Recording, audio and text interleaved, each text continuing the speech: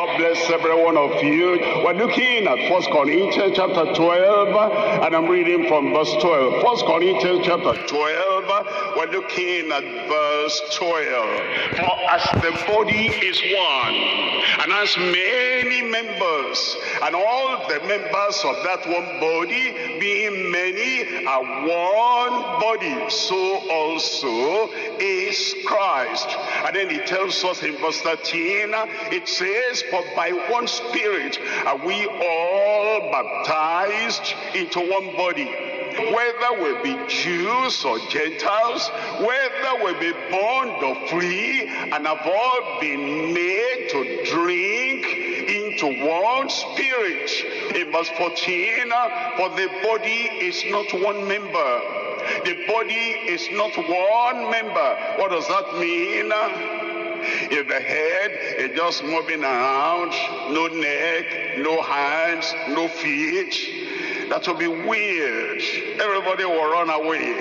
If the body has head, but there are no hands, and then it's just going about, you won't be able to do everything you ought to do. The body is not one member, but many. And then he tells us all those many members, external ones, visible ones, internal ones, invisible ones, all those members of the body, they work together.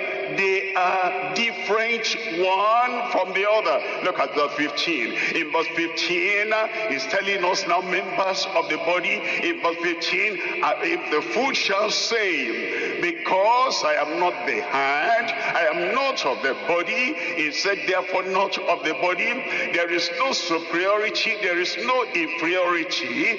The foot is part of the body, and then also the hand, part of the body. Look at verse 16 there. In verse 16, if the ear shall say, because I am not the eye, I am not of the body, he said, therefore not of the body, the eye is there. And then the ear is also there. In verse 17, it says, if the whole body were an eye, where were the hearing? And if the whole body were hearing, where were the smelling? It says we have 5 senses: to see, to hear, to smell, to touch, to taste, and then we move about. It says all those members of the body are very important and they're very essential. And it says this is the work of God, is the arrangement of God. Look at verse 18. It says in verse 18, but now, as God said, members, every one of them in the body. It says, don't concentrate only on one, and don't nullify, don't destroy the ministry of the ear and the eye, or the mouth, or the feet, or the hands, or the livers, or the kidneys. Everyone, all the parts have their function to play. And then when we so much appreciate a single member of the body, and then transfer all the functions of all the other areas on just one member of the church, even the head.